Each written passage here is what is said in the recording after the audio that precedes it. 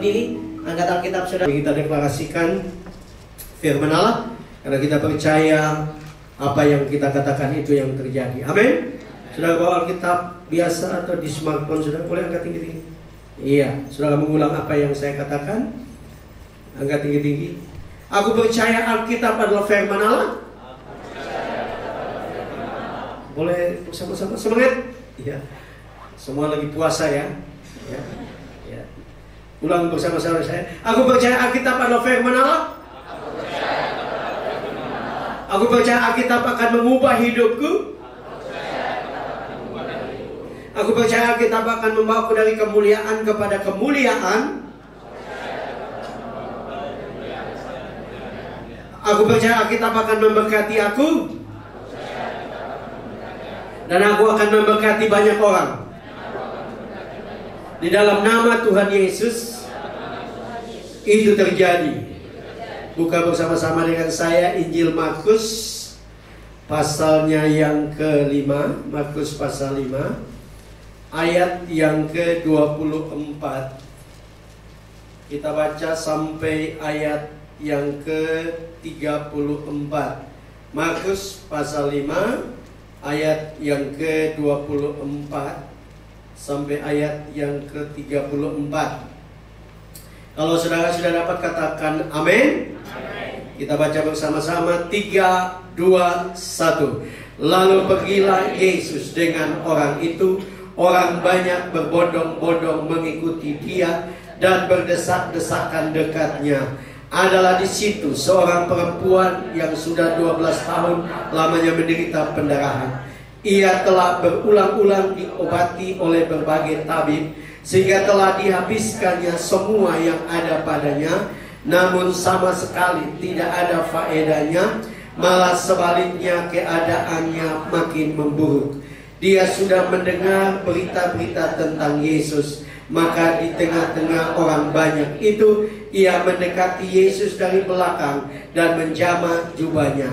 Sebab katanya, asal ku jamah saja jubahnya, aku akan sembuh. Seketika itu juga berhentilah pendarahannya, dan ia merasa bahwa badannya sudah sembuh dari penyakitnya. Pada ketika itu juga Yesus mengetahui bahwa ada tenaga yang keluar dari dirinya. Lalu ia berpaling di tengah orang banyak dan bertanya, siapa yang menjamah jubahku? Murid-muridnya menjawab, engkau melihat bagaimana orang-orang ini berdesak-desakan dekatmu, dan engkau bertanya siapa yang menjamah aku? Lalu ia memandang sekelilingnya untuk melihat siapa yang telah melakukan hal itu. Perempuan itu yang menjadi takut dan gemetar ketika mengetahui apa yang telah terjadi atas dirinya, tampil tersungkur di depan Yesus dan dengan tulus memberitahukan segala sesuatu kepadanya. Maka katanya kepada perempuan itu, hai anakku, imanmu telah menyelamatkan engkau. Pergilah dengan selamat dan sembuhlah dari penyakitmu. Amin. Silakan duduk kembali Bapak Ibu Saudara-saudara. Puji Tuhan, terima kasih, bersyukur kepada Tuhan buat kesempatan untuk saya melayani ya pada siang hari ini. Saya berterima kasih kepada Pak Gembala yang mempercayakan saya untuk melayani. Puji Tuhan, saya pikir mungkin semua sudah kenal saya ya. Kalau ada yang tidak kenal, boleh sebentar selesai ibadah ketemu saya, dan saya akan berikan nomor rekening saya. Ya, puji Tuhan. Nama saya Frans John Mesa kalau saudara belum kenal.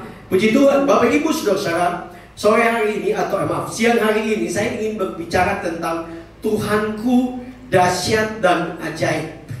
Ya, Tuhan kita adalah Tuhan yang dahsyat dan ajaib. Memang istilahnya dari sononya Tuhan kita memang Tuhan yang dahsyat. Amin. Banyak yang tidak percaya. Amin. Memang Tuhan saya dan saudara ini adalah Tuhan yang dahsyat. Tapi kenapa seringkali kita tidak mengalami kedahsyatan Tuhan? Ya, kita bisa menyanyi tentang Tuhan kita luar biasa, Tuhan kita dahsyat, tetapi kita tidak mengalami. Apa yang salah? Ya. Nah, Bapak Ibu Saudara-saudara, kalau kita belajar dari Alkitab, Ya, sebenarnya Tuhan tidak ada masalah lagi. Ya. Yang menjadi masalah adalah kita. Amin. Ya. Bagaimana kita merespon Tuhan, itu yang menentukan apa yang terjadi dalam hidup kita. Itu yang menentukan bahwa Tuhan kita adalah Tuhan yang dahsyat dan ajaib. Amin.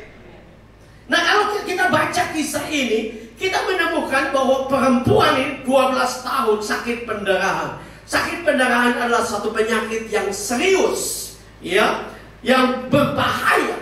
Bahkan bagi orang Yahudi pada zaman itu, orang yang terjadi lelehan dari tubuh, keluar dari tubuh, dianggap itu menajiskan.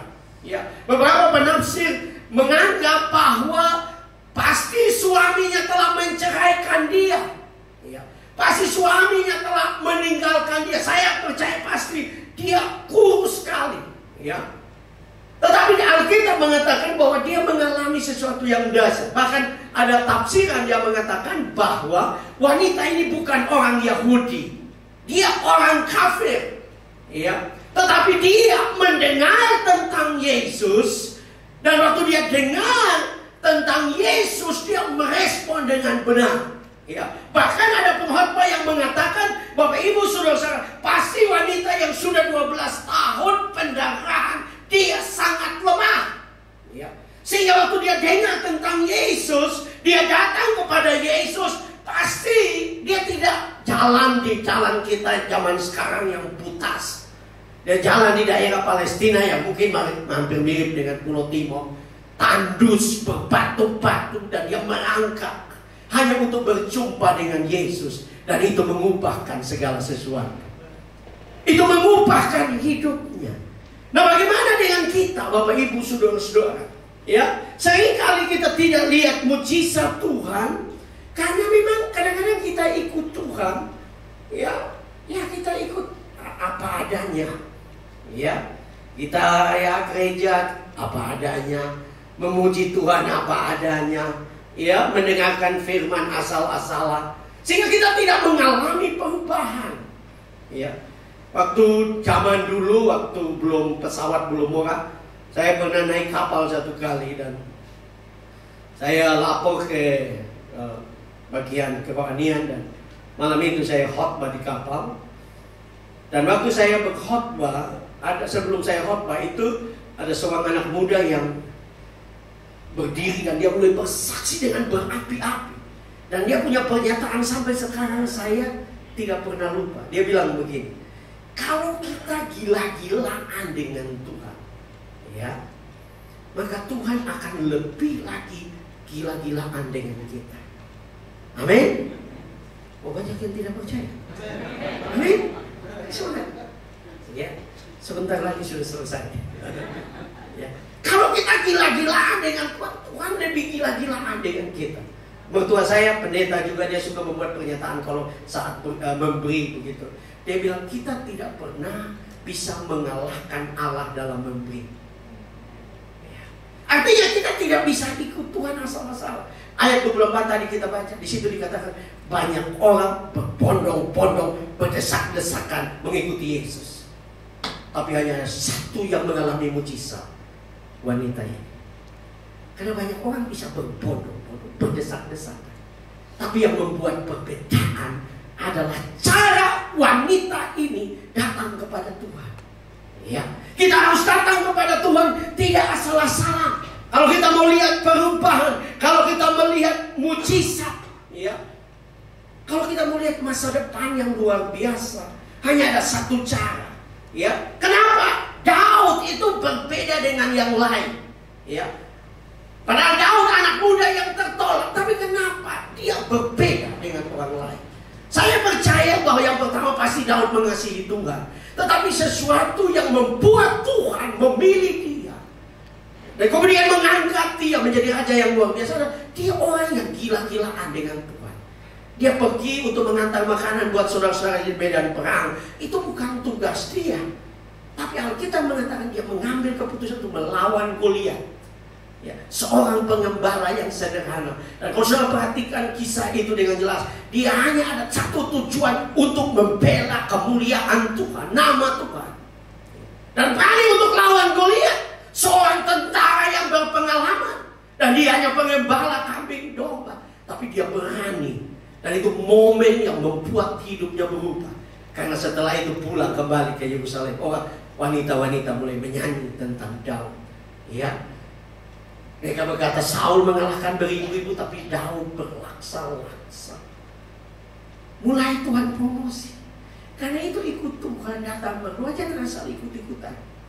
Amin. Mesti datang dengan sungguh-sungguh, datang dengan kerinduan, datang untuk mendapatkan lawatan Tuhan atas hidupmu. Maka sesuatu yang besar akan terjadi. Daud selalu berbuat sesuatu yang bagi saya kadang-kadang nggak masuk akal. Satu kali dia sedang kehausan dan dia sedang dikejar-kejar oleh Saul, tetapi Alkitab mengatakan bahwa dia ingin minum dari sumur di Bethlehem. Dan dia menyuruh, dan kedua orang istilah tentaranya bersedia untuk pergi mengambil. Waktu mereka kembali, dia tidak minum. Alkitab berkata dia mempersembahkan kepada Tuhan sesuatu yang tidak ada dalam Alkitab untuk persembahkan air. Tapi Daud seorang yang mengasihi Tuhan, dia selalu lihat sesuatu yang dia bisa lakukan. Waktu dia tinggal di istana yang bagus, dia teringat bahwa rumah Tuhan dalam tanda kutip belum dibangun. Dan dia mengambil keputusan untuk membangun rumah Tuhan. Dan Tuhan berjanji berkati keturunan sampai ribuan tahun, sampai lahir Mesias. Kenapa?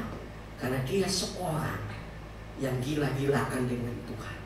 Kalau bikin sesuatu dengan Tuhan asal-asalan, tidak asal-asalan. Saudara sedang membeli tanah yang cukup besar dan juga mahal, akan membangun gereja. Saya mau katakan, apa yang engkau lakukan yang kelihatannya gila menurut orang lain, di hadapan Tuhan itu spesial. Amin. Karena Tuhan kita adalah Tuhan yang dahsyat. Waktu dia menemukan seorang yang gila-gilaan, seorang yang memiliki hati yang mengasihi dia lebih dari segala sesuatu, dia akan angkat orang itu, dia akan promosikan orang itu. Nah, mari kita akan belajar dari kebenaran firman Tuhan yang kita sudah baca hari ini. Yang pertama, Tuhan kita dahsyat dan ajaib apabila kita mendengarkan firman Kristus. Ya, Alkitab, ayat-ayat yang tadi kita baca dikatakan bahwa wanita ini sudah mendengar berita-berita tentang Yesus. Ya, dia belajar untuk dengar. Kalau memang penafsir mengatakan dia bukan orang Yahudi, bayangkan dia tidak begitu dekat dengan mereka, tapi dia dengar sepintas. Tapi itu menggugah hatinya, itu menggerakkan dia untuk dia mulai melangkah, bertindak untuk datang. Karena dia mendengar tentang Yesus. Nah, Bapak Ibu saudara-saudara, di dalam bahasa asli di situ digunakan kata akro. Itu bukan saja mendengar sepintas, tapi mendengar, mentaati dan mengerti. Ya, jadi benar-benar kalau saudara datang di dalam ibadah, datang di dalam persekutuan, belajar untuk dengar firman Tuhan. Amin. Karena Yesus berkata manusia tidak hidup dari roti saja, tapi dari firman Allah. Kebanyakan kita hanya berhenti di hidup dari roti, tidak pernah hidup dari firman Allah. Padahal kita butuh firman. Amin. Itu kekuatan kita. Itu satu-satunya senjata kita. Artinya kita perlu mendengar dengan baik. Kita perlu memahami, mengerti. Ya, kita perlu belajar. Apa sih maksud Tuhan dengan firman Tuhan ini? Artinya seorang yang mau melihat kedahsyatan Tuhan, tidak ada cara lain selain belajar mendengar firman Tuhan. Karena Alkitab mengatakan iman timbul dari pendengaran, dan pendengaran akan firman Allah. Yang membuat orang Kristen satu berbeda dengan yang lain adalah imannya. Tetapi ingat, iman itu timbul dari pendengaran akan firman Allah. Kalau saudara belajar mendengar firman Allah, maka engkau akan menjadi pribadi yang berbeda. Ya, saya tahu ini NDT daerah Kristen, dan seringkali orang menjadi menjadi aneh ya, ini di mana-mana ya. Ada, maaf ya, saya tidak anti, karena saya juga lahir dari bertumbuh dalam persekutuan doa, tapi kadang-kadang persekutuan doa atau pendoa mulai aneh-aneh ya. Ini masih kakak saya punya anak perempuan, uangnya baru dicuri 35 juta ya. Dan mereka pergi ke pendoa ya. Dan pendoa bilang, oh yang curi itu dekat dengan kamu, dia seperti Kain dan Habel. Alkitabiah sekarang. Tadi lagi saya dengar informasi terbaru, pendoa mengatakan dia mirip dengan pemilik uang. Nah ini kan bahaya, kan orang waktu bilang kakak adik bilang mirip, orang kan mulai bilang, nah saudara-saudara yang aku mirip siapa? Ya. Ini apa bedanya? Apa bedanya dukun dan pendoa? Kan dukun kan melakukan itu kan? Iya kan? Saudara pergi diambil air isi di piring. Oh, yang muncul muka begini. Tidak boleh. Saya Alkitab punya standar. Apa yang kita dapatkan dari Tuhan itu memberi damai sejahtera, bukan memberi masalah baru. Apalagi cenderung mencurigai, memfitnah. Ya. Jadi saya mau katakan kepada Tuhan, kita bukan Tuhan yang aneh. Saya percaya suara Tuhan, saya percaya karunia. Ya, saya sangat percaya, saya orang Pentakosta asli. Tetapi saya tidak mau kita menjadi aneh dengan menjalankan karunia. Artinya standar, Tuhan bisa bicara dengan cara apa saja. Amin.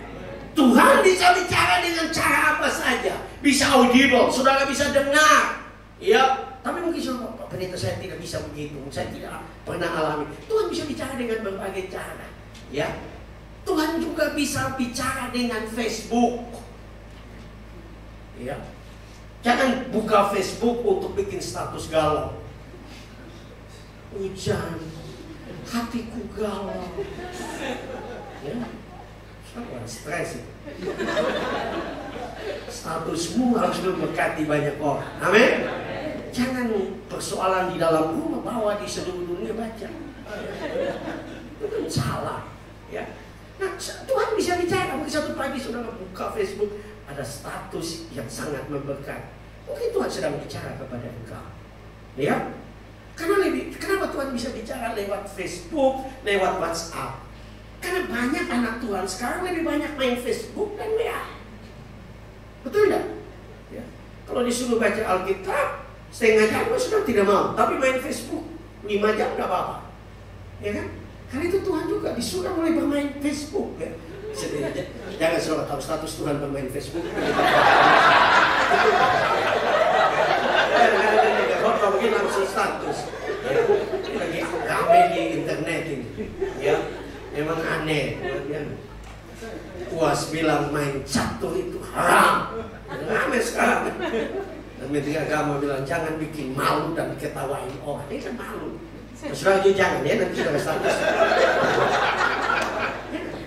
Maksud saya adalah Tuhan dapat berbicara dengan apa saja. Yang Tuhan mau engkau belajar dengar. Dia bisa bicara lewat alam. Contohnya Elia. Belajar dari Elia. Elia adalah seorang nabi profetik. Yang kalau saudara belajar, itu yang Tuhan mau di akhir zaman. Tapi sekali jangan. Tuhan pimpin dia di tepi sungai Kerit 1 tahun, dipelihara oleh burung gagak.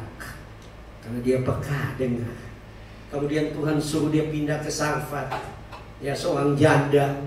Ya, Tuhan tidak bilang janda kaya atau miskin. Dia hanya diminta untuk pergi. Ternyata janda miskin. Tapi dia tidak peduli. Karena dia dengar suara Tuhan. Dia tidak pernah kecewa. Tuhan kemudian diadu dalam periode lawan nabi-nabi Baal. Dan dia yakin bahwa Tuhan akan melakukan mujizat. Dia hanya lihat awan sebesar telapak tangan.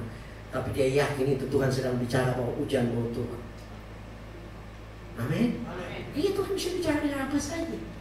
Yang Tuhan mau adalah kita belajar untuk dengar. Ya, kalau saudara mau lihat sesuatu yang besar dalam hidup, belajar dengar. Peka. Tuhan bisa bicara lewat Pak Gembala. Tuhan sedang bicara, bisa bicara lewat pengkhotbah, bisa bicara lewat teman. Dia dapat berbicara dengan berbagai cara. Nah, wanita ini hanya mendengar berita-berita tentang Yesus. Dia tidak pernah dengar langsung Yesus khotbah, tapi dia percaya. Dan dia datang dengan iman. Kedatangannya dengan iman itu mengubah hidupnya. Kedatangannya dengan iman itu mendatangkan mujizat. Ya, dan kita harus belajar untuk dengar. Ya. Dengar, tapi dengar yang betul sekali lagi. Ya, jangan ya orang pintar. Begitu orang pintar, tapi namanya Ki Joko bodoh. Loh, orang pintar kok bodoh? Gimana orang percaya Ki Joko bodoh? Memang muncul di TV, mukanya juga tidak jelas. Itulah manusia. Nah, kita tidak boleh seperti itu. Kita harus datang untuk mendengar, belajar untuk mendengar dari Tuhan. Ya, sekali lagi tidak aneh-aneh. Karena Tuhan dapat berbicara dengan berbagai cara. Bisa di hati kita, di pikiran kita, Tuhan berbicara. Yang penting kita belajar terbuka dengan Dia. Karena waktu kita belajar untuk mendengar dengan baik, maka kita akan mulai melihat mujizat Tuhan dalam kehidupan saya dan saudara. Amin. Karena Tuhan kita adalah Tuhan yang dahsyat, Tuhan yang luar biasa. Ya. Apapun yang sedang engkau hadapi, masalah, ketidakpastian masa depan, ya, masalah hubungan pacaran, belajar untuk dengar dari Tuhan. Ya. Ada ungkapan yang baik, kalau saudara diputusin bersyukur. Ya, kelihatannya tidak enak buat saudara, ya. Aduh, kok pendeta putus pacaran 10 tahun. Ya, 10 tahun bisa bukan jaminan. Wah, suka 20 tahun juga cerai. Pacaran 10 tahun. Ya, bersyukur kenapa? Karena ikut bebas dari orang yang tidak setia. Amin. Ya, kalau mulai dia kelihatan tidak benar, mulai berdoa, Tuhan, apakah ini jodoh dari Tuhan atau dari setan ini? Nah, karena bisa saja. Saya harus peka supaya kehidupanmu menjadi luar biasa. Amin. Kalau saudara belajar dengar dari Tuhan, hal yang sepele akan mendatangkan berkat besar. Saya pernah baca kisah terjadi di Amerika. Ada seorang pengusaha yang bangkrut, tapi dia anak Tuhan. Dia datang kepada Tuhan, dia berdoa dengan sungguh-sungguh. Dan Tuhan menyuruh dia, menggerakkan dia, bikin aksesoris kecil. Dan dulu dia kaya sekali. Dan Tuhan suruh bikin itu. Awalnya dia pikir, bagaimana saya bisa cepat kaya kalau bikin yang model begini? Tapi tahu ke saudara, dia mulai membuat itu. Ide, kreativitas mulai muncul. Ya, karena tahu ke saudara bahwa kata kreatif itu berasal dari kata kreator. Kreator itu pencipta. Seorang yang dekat dengan pencipta, si kreator, pasti kreatif. Dan dia mulai bikin. Dan saudara tahu, booming bukan di Amerika saja, di seluruh dunia aksesorisnya. Dan dia menjadi kaya raya. Hanya belajar dengar. Belajar dengar apa yang Tuhan mau. Yang kedua, Bapak Ibu saudara-saudara, kalau kita perhatikan, ada sesuatu yang luar biasa dari wanita ini. Ya, yang kedua, Tuhan dahsyat dan ajaib apabila kita berkata-kata dengan iman. Ya, katanya, ya, kalau kita baca di dalam ayat itu berasal dari kata Yunani lego yang berarti berkata, berbicara, menyatakan. Zaman sekarang orang suka bilang deklarasi. Sebagai pernyataan iman bahwa apa yang kita imani itu pasti terjadi. Dan sebenarnya kalau kita belajar Alkitab dengan baik, kita akan menemukan ada begitu banyak petunjuk bahwa perkataan dengan kuasa, dengan keyakinan iman itu menghasilkan mujizat. Ulangan mengatakan bahwa firman itu ada di dalam mulut kita sebagai orang percaya. Nah, kalau kita kembali lebih jauh kepada kitab Kejadian pasal 1, Tuhan menciptakan dunia ini dengan firman. Ya. Saudara kan lihat di dalam Kejadian pasal 1. Bahkan ayat yang kedua dan ketiga di situ dikatakan bumi belum berbentuk, ya, kegelapan menutupi bumi belum berbentuk, seperti terjadi kacau balau. Ada roh Allah melayang-layang, Alkitab mengatakan. Tapi nanti, kenapa sudah ada roh Allah tidak ada perubahan? Nanti di ayat 3 dikatakan, lalu berfirmanlah Allah, jadilah terang, baru jadi. Kalau saudara meneliti dengan baik, artinya seringkali kita anak Tuhan, seringkali tidak terjadi apa-apa karena kita sendiri belum berkata-kata dengan iman. Ya. Allah saja, roh Allah sudah ada saja, dunia masih kacau balau. Tapi saat Allah berfirman, baru perubahan terjadi, penciptaan terjadi. Itu sebabnya kalau saudara ingin lihat, bisa mulai berkata-kata dengan iman. Ya. Berdoanya dengan iman, tapi kata-katanya tidak ada iman. Ya. Berdoanya, saya yakin Tuhan Yesus akan jawab doa saya. Tapi waktu ditanya bagaimana? Oh, insya Allah. Ya. Itu bukan agama ragu-ragu. Kita agama yang percaya bahwa Allah merancangkan yang terbaik bagi kita. Amin. Nah, itu kita juga harus berkata-kata dengan iman. Kalau sudah perhatikan di dalam Amsal, coba kita lihat dengan cepat. Di situ dengan jelas, ya, Amsal 18 ayat 20 dan 21. Amsal 18 ayat 20 dan 21. Amsal 18 ayat 20 dan 21. Kalau saudara-saudara dapat katakan luar biasa. Amsal 18 ayat 21, 3, 21. Kita baca bersama-sama. Perut orang dikenyangkan oleh hasil mulutnya, ia dikenyangkan oleh hasil bibirnya. Hidup dan mati dikuasai lidah, siapa suka menggemakannya akan memakan buahnya. Artinya berkata-kata, perut kita dikenyangkan dengan hasil mulut kita. Ada banyak berkat yang tertahan karena mulut kita.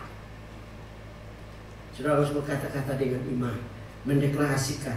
Ya, ada penafsir yang mengatakan kenapa waktu malaikat itu, ya, bertemu dengan Sakaria, ya, dia membuat Sakaria bisu. Ini imam besar, imam besar yang terpilih.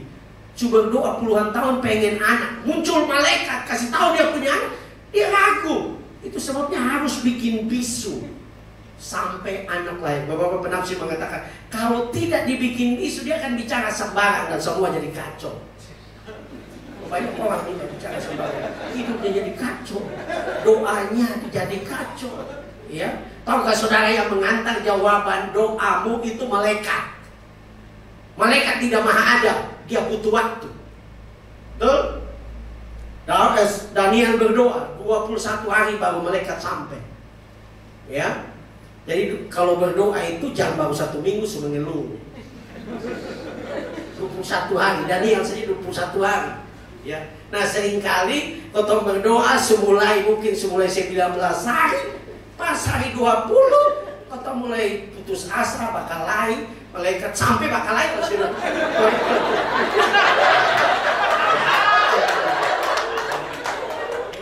Betul. Seorang anak Tuhan yang dekat dengan Tuhan, dia pernah dibawa ke surga. Sudah tahu di surga itu ada gudang. Dan di situ semua gudang besar. Dan dia jalan dengan Yesus dan ditanya, Tuhan gedung apa? Tuhan dekat itu gudang. Loh Tuhan masa di surga ada gudang? Iya, untuk kebutuhan anak-anak. Waktu mereka masuk ada tangan di sana, kaki di sana, ada semua yang dibutuhkan ada di gudang itu. Itu adalah persediaan untuk jawaban doamu. Tapi kalau engkau baru berdoa mulai berkata-kata negatif, Tuhan bila malaikat pulang, simpan dulu. Nanti KKR berikut baru.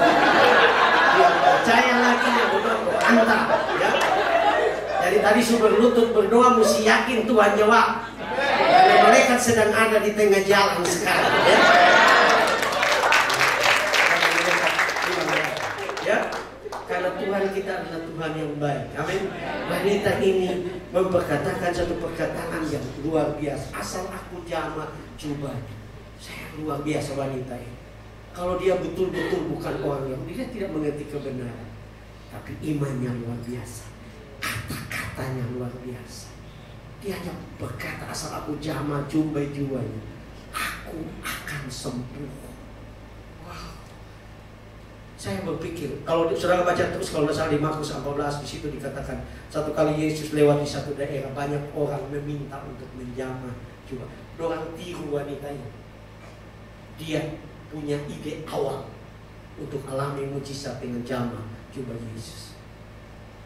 Artinya saudara, Tuhan mau engkau datang kepada Tuhan radikal, percaya sungguh-sungguh, perkatakan dengan iman.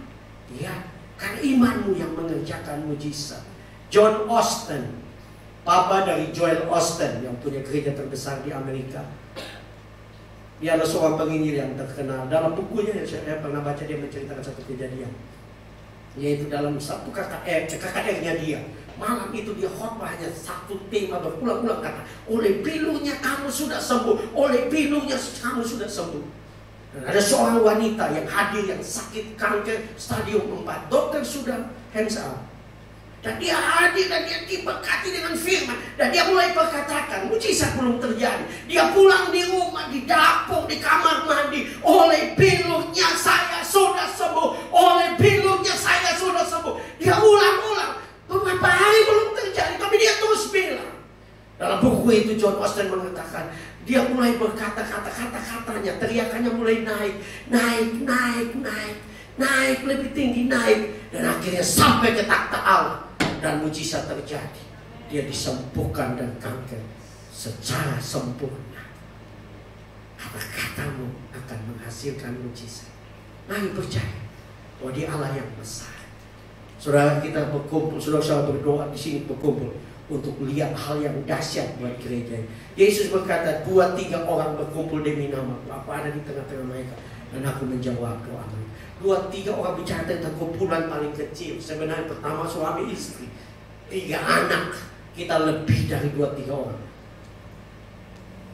Doa kita lebih hebat dari bom atom yang menghancurkan Hiroshima dan Nagasaki. Kenapa? Doa kita menggoncangkan takhta Allah. Bayangkan kalau semua berteriak dengan iman dan deklarasikan dengan iman, mujizat pasti terjadi. Saya boleh minta pemain musik dan sing saudara. Mari semua berdiri di hadapan Tuhan. Hidupku ditentukan oleh firman. Ya. Kata-katanya seperti apa? Ya. Hidupku menggenapi firman.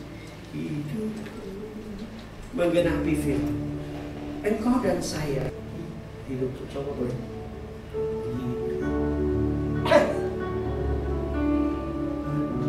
Amin, amin.